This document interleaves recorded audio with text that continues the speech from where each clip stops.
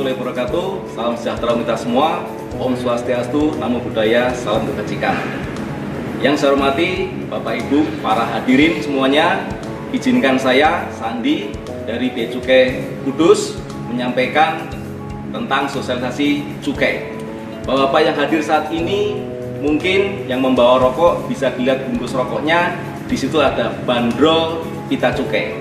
Mungkin bapak-bapak akan bertanya, apa itu cukai? Kenapa rokok dikenakan cukai? Kami akan menyampaikan yang pertama bahwa cukai itu adalah pungutan negara yang dikenakan terhadap barang-barang tertentu yang mempunyai sifat dan karakteristik tertentu. Apa saja sifat dan karakteristiknya? Yang pertama, kita lihat rokok itu. Yang pertama, sifat dan karakteristiknya adalah untuk konsumsinya harus dikendalikan. Kemudian peredarannya harus diawasi. Kemudian barang tersebut mempunyai dampak yang buruk negatif bagi kita maupun bagi lingkungan. Yang keempat, perlu pengenaan pungutan negara demi asas keadilan dan asas keseimbangan. Nah, rokok adalah salah satu barang yang dikenakan cukai, di mana rokok mempunyai sifat dan karakteristik tersebut. Selain rokok, barang apa lagi yang dikenakan cukai? Ada semua barang hasil tembakau itu dikenakan cukai. Kemudian juga ada etil alkohol dan juga minuman mengandung etil alkohol. Kenapa mereka dikenakan cukai?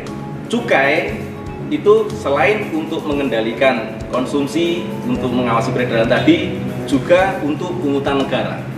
Saat ini Bapak Ibu semuanya, kita punya beban penerimaan negara sebesar 2.400 sekian triliun, dan cukai adalah bagian dari penerimaan negara sebanyak 245 triliun untuk tahun 2023 ini.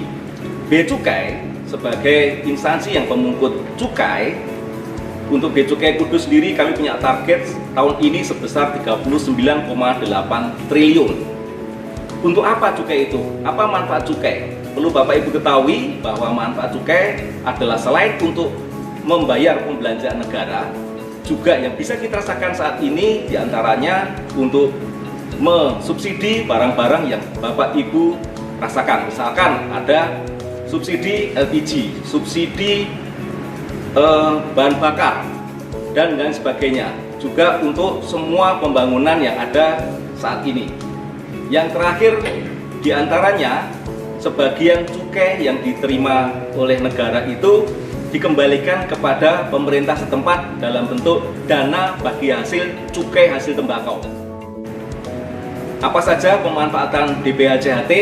Yang pertama, untuk peningkatan kualitas bahan baku. Ini digunakan untuk para petani tembakau. Kemudian untuk pembinaan industri, ini untuk para pengusaha rokok, pabrik rokok. Kemudian untuk pembinaan lingkungan sosial, ini untuk masyarakat yang terdampak oleh rokok atau barang kena cukai tersebut. Kemudian yang keempat, itu untuk sosialisasi cukai yang saat ini dilakukan. Sosialisasi cukai ini menggunakan dana bagi hasil cukai hasil tembakau. Dan yang terakhir adalah untuk pemberantasan rokok ilegal. Prioritas pemanfaatan DBHJHT atau dana bagi hasil cukai hasil tembakau itu 50% untuk kesejahteraan masyarakat, sehingga DBHJT dikembalikan untuk kesejahteraan masyarakat. Kemudian 40%-nya untuk kesehatan, di mana diantara ini untuk pembayaran JKN atau BPJS, Bapak Ibu semuanya. Kemudian yang 10% untuk penegakan hukum. Penegakan hukum ini ada untuk pemberantasan rokok ilegal, ini yang dilakukan oleh teman-teman Satpol PP. Kemudian juga untuk sosialisasi yang sekarang dilaksanakan ini. Kenapa perlu dilakukan sosialisasi kepada masyarakat? Hal ini untuk memberi pemahaman kepada masyarakat semuanya pentingnya manfaat cukai dan juga pentingnya pemberantasan rokok ilegal, juga pemanfaatan DBHJHT. Pada kesempatan ini kami mengajak Bapak Ibu semua untuk mendukung program Gempur Rokok Ilegal, sehingga rokok-rokok yang ilegal saat ini sebisa mungkin berkurang atau tidak ada sama sekali. Apa yang disebut rokok ilegal? Kita kasih contoh rokok-rokok yang ilegal. Yang pertama, rokok yang tidak ada pita cukainya, tidak ada bandrolnya, berarti rokok tersebut tidak membayar cukai. Yang kedua, rokok yang ada pita cukainya tetapi palsu. Yang ketiga, rokok yang menggunakan pita cukai tapi bekas. Yang keempat, rokok yang menggunakan pita cukai, tapi bukan untuk peruntukannya. Apa maksudnya bukan peruntukannya? Kita lihat Bapak Ibu semuanya, khususnya Bapak yang membawa rokok, kita cek di bungkusnya itu bahwa rokok itu punya macam-macam jenis. Ada yang SKM, sigaret kretek mesin, sigaret yang dibuat dengan mesin. Kemudian sigaret kretek tangan, sigaret yang dibuat dengan tangan. Kemudian ada lagi sigaret putih. Kemudian ada lagi hasil tembakau yang lainnya seperti vape dan yang lainnya. Itu masing-masing jenis rokok hasil tembakau itu berbeda cukainya. Kita lihat perbedaan cukai antara yang SKT, sigaret kretek tangan, dan sigaret kretek mesin, itu cukainya berbeda. Bapak Ibu bisa lihat di bungkus rokok, di bandrolnya itu akan tertera berapa besar cukainya, akan tertera berapa jumlah batangnya di setiap rokok. Hal itu yang membedakan setiap jenis rokok atau setiap bungkus rokok, produksi rokok itu beda cukainya, sehingga salah peruntukan apabila pita cukai yang untuk sigaret kretek tangan digunakan untuk sigaret kretek mesin.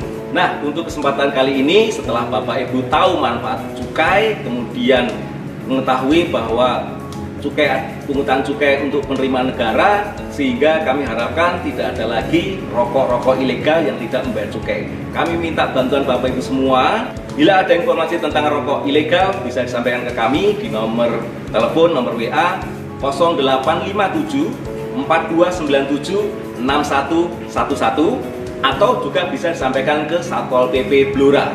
Nanti Satpol PP Blora akan berkoordinasi dengan kami untuk melakukan penegakan atau pencegahan dan penindakan terhadap rokok ilegal yang ada di daerah Bapak Ibu semua. Mengapa harus disampaikan ke kami atau ke Satpol PP? Karena perlu Bapak Ibu ketahui bahwa sanksi atas penjualan rokok ilegal itu dikenakan pidana penjara minimal 1 tahun, bisa sampai 5 tahun, bisa sampai 8 tahun. Demikian yang bisa kami sampaikan pada sosialisasi cukai saat ini. Semoga Bapak Ibu semuanya bisa memahami atas penjelasan singkatnya dan ikut mendukung kami untuk gempur rokok ilegal.